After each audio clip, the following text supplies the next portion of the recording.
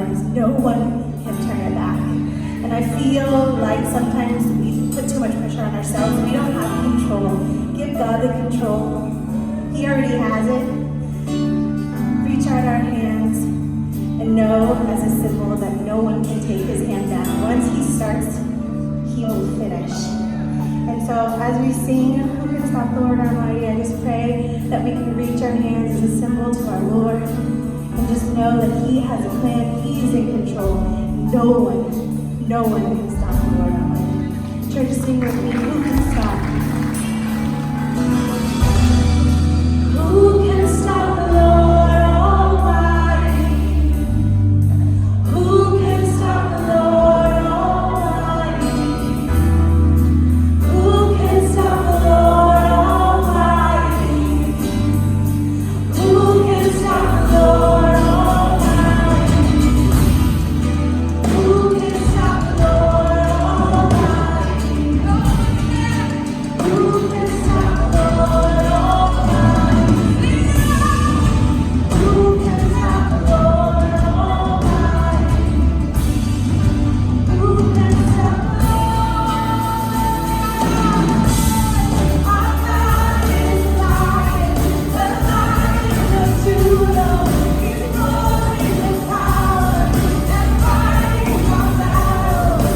Every knee will bow before him. Our God is the Lamb that was slain for the sins of the world. His blood breaks the chains, and every knee will bow before the Lion and the Lamb. Every knee will bow before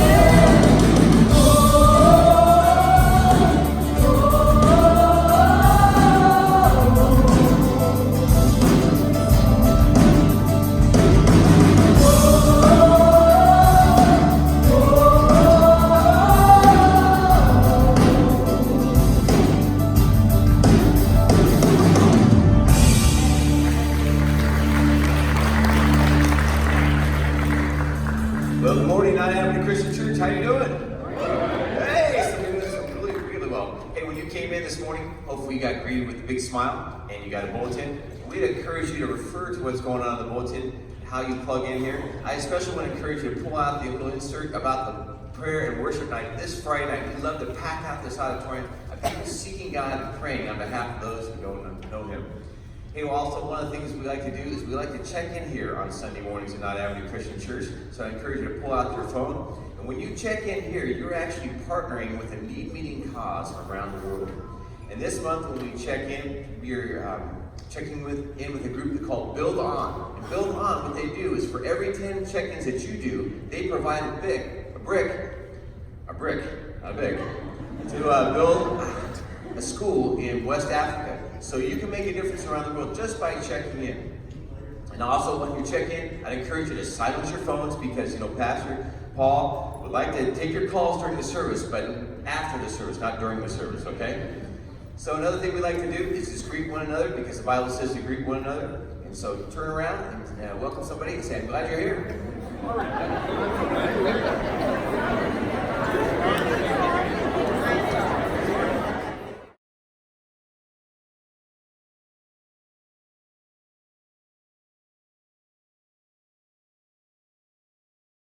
This book says that God honors that and He meets you wherever you're at. Then we have kind of a third part of our service, which is our response.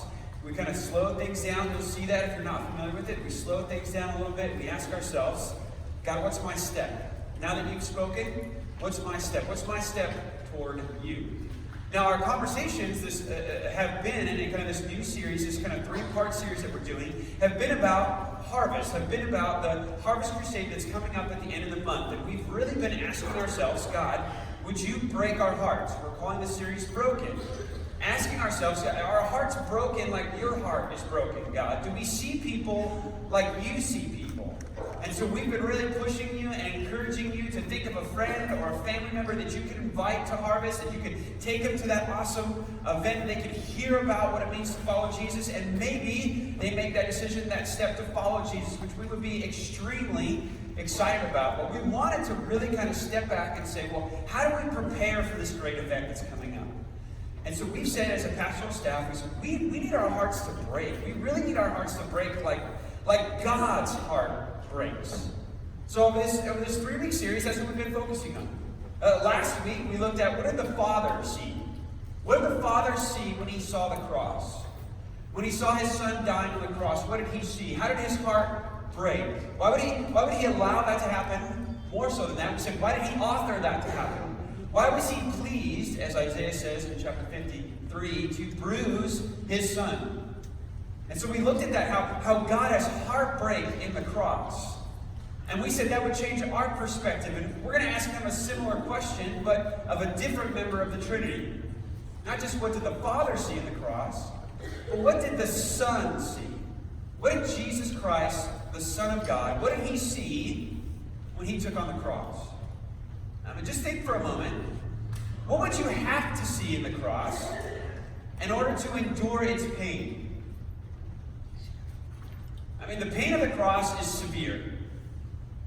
Crucifixion back in the ancient world was a form of punishment that was only meant for the subhuman. Meaning a Roman citizen, no matter if they committed a capital offense, could never be crucified. Why? Because there was a dignity to being a Roman citizen. But somebody who didn't have that dignity, somebody who was subhuman, a lower class of human being, they would be crucified. It was a punishment for a slave back then. Somebody who they looked at and said, you have less value and you've committed this severe crime. You are suitable for crucifixion. So that's what Jesus went through. A criminal, subhuman punishment. The agony, the pain, the shame of it all. Jesus was crucified like many men, up naked. Well, we often, see pictures of him, of course, and that's appropriate, right, of him being clothed, but the shame of the cross was much worse than that. You were beaten, you were bruised, you were bloodied, and you were shamed for hours, sometimes even days. Why would you go through that pain? What did Jesus see that made him accept that pain? Now think about pain for a moment, because pain sometimes